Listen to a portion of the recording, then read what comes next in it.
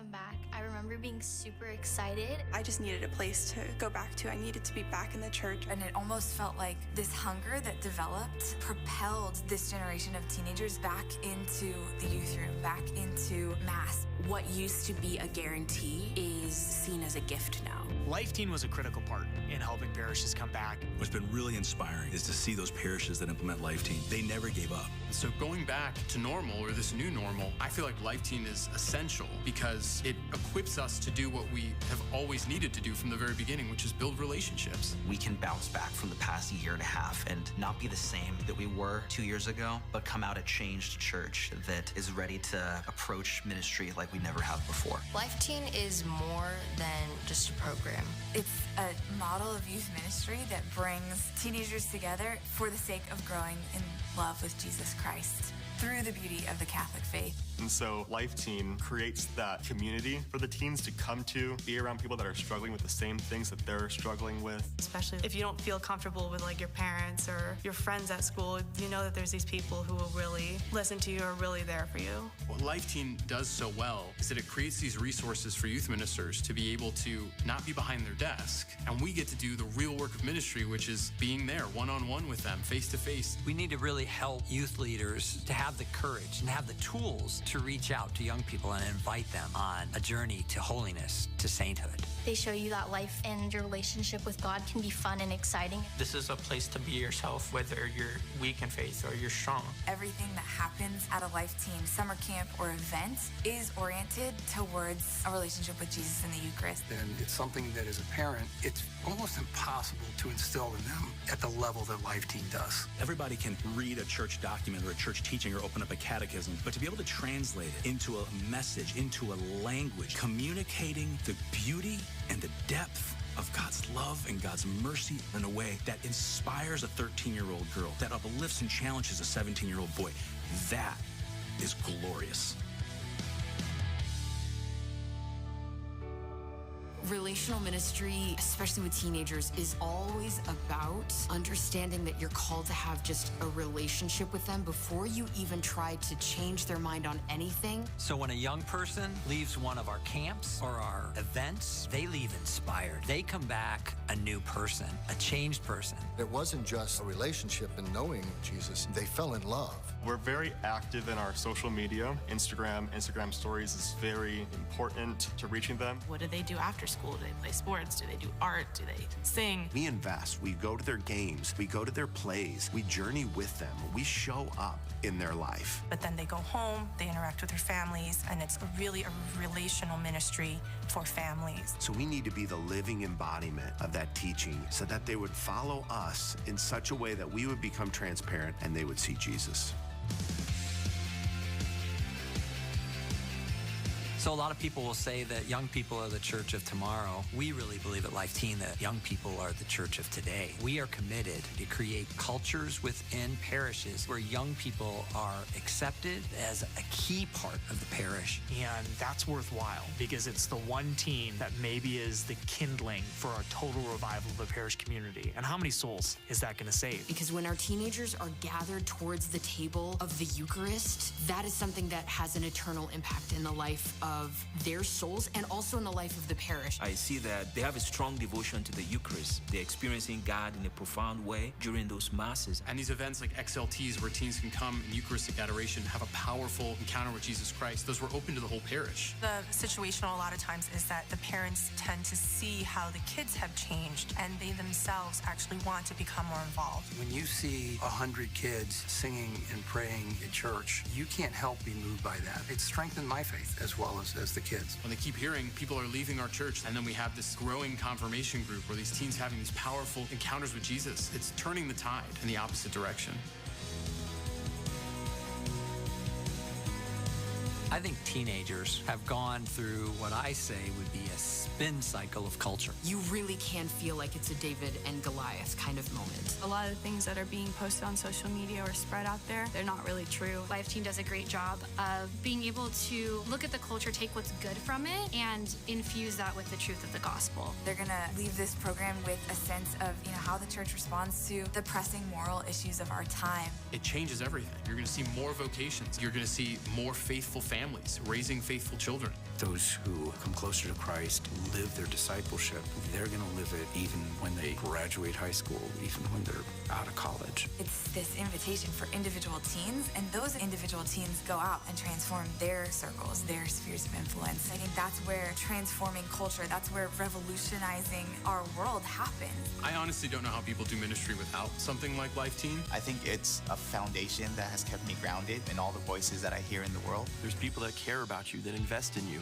Life Teen gave me not just the tools, but the ability to discern my vocation. I wouldn't have the leadership skills I've gained. I wouldn't have the social skills. I wouldn't have the faith foundation. You become more curious. You want to learn more. You start reading the Bible more. You start pursuing knowledge even more. Had we not had that instruction and that caring for them, I can't even imagine the situation that they'd all be in. Going through Life Teen Camp made me realize I actually have a lot of importance, have a lot of worth, and that wouldn't have happened without Life Teen. We sit around as parents and we talk all the time about what can we do for our kids. Well, the answer is Life Teen. There's just no doubt about it. All it takes is an invitation. And with that, the team knows that they are seen and that they are loved. We're not just ministering to teenagers to get them to be good people. We're looking in their eyes and going, you can be a saint. Who's looking in their eyes and going, you can be the best? And we're going to continue to help change that culture to one of life, not one of darkness. The people who have gone through Life Teen, they are the young and upcoming leaders of our church. They're on fire with love for Christ. And when we see young people in church, it means that the church is alive and we have a future.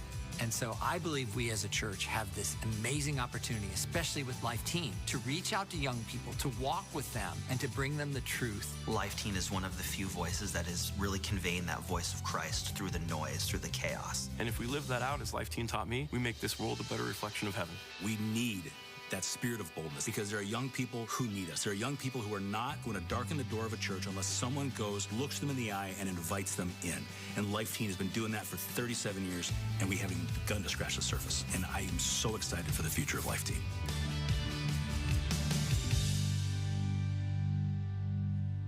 Good evening, ladies and gentlemen, and welcome to XLT. It's so good to have you here. I am so excited for what the Lord has been doing for 40 years. Even looking around at some of the faces, some of you being like, hey, it's good to see you, it's good to see you. Some of you I get to see super often. Some of you, it's been a little while, and it's good to see you back. Every year on February 2nd, I get a phone call. It's from my mom. And every year on February 2nd, my mom calls, and she tells me a story. My mom tells me the story specifically of February 2nd, 1985. 40 years ago, if you're doing your math right now, right? It's the story of the day I was born. And I could tell you that story almost word for word. It starts like this. Just kidding, I'm not going to tell you that story. That's not why we're here. But we are here because stories matter. That's what's brought us all here tonight in some way, shape, or form is a story. A story about Life Teen, a story about when we were in Life Teen, a story about what happened because of Life Teen somewhere in the world, in the country, in our homes, a story that mattered. And so tonight, as we enter into this time, I just want to encourage you to look for opportunities to share your story. Even today at lunch, one of my coworkers came running into lunch and she's like, I only have a few minutes, but I have to tell you a story about Life Teen. And she told us a story that must have happened about 25 years or so ago when her daughter went to a Life Teen kickoff right out there in the amphitheater some 25 years ago. And this Sunday, her granddaughter will now come to Life Teen kickoff right out there in the amphitheater on Sunday night.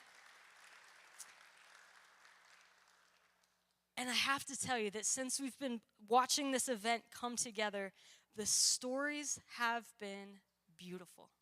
The stories, some of them are a little bit more difficult. Some of them might be challenging. Some might be the best of things. Some of them might be a memory of something good. And I just want to encourage you to lean into the memories that the Lord brings to you tonight of whatever that might look like for you in Life Teen. And then to look for opportunities to share your story. Working at St. Tim's, I've had the privilege of doing youth ministry here since 2016, and the stories are what make the difference. It's watching people pass down this ministry. Even I watched as we were hanging the t-shirts in the narthex, which, by the way, like 75% of them belong to Joe Blank and Tim Mills. Like, literally from their closets. And just the stories that were being passed down, just talking about t-shirts, talking about that retreat or that event, and it was fantastic. So tonight we gather to be part of this story. We gather to be part of the story of the past 40 years, but to also be ready for the story of the next 40 years. And there are people in this church right now who are years away from even being a high schooler, and I'm so thankful to know that Life Teen will be here at St. Timothy's for you in another 10 years, and another 10 years, and another 10 years. And I can't, reconciliation will be available. So if you would like to avail yourself, reconciliation will be available. So if you would like to avail yourself of the sacrament of reconciliation, the line is just in the back of the sacrament of reconciliation. The line is just in the back pew, and it'll continue as long as there's a need. We do have 3 priests available for reconciliation tonight as well. So feel free to hop into that line anytime that you would like. A few other things in the narthex that you may have seen on your way in. Paul J. Kim, our speaker tonight, has a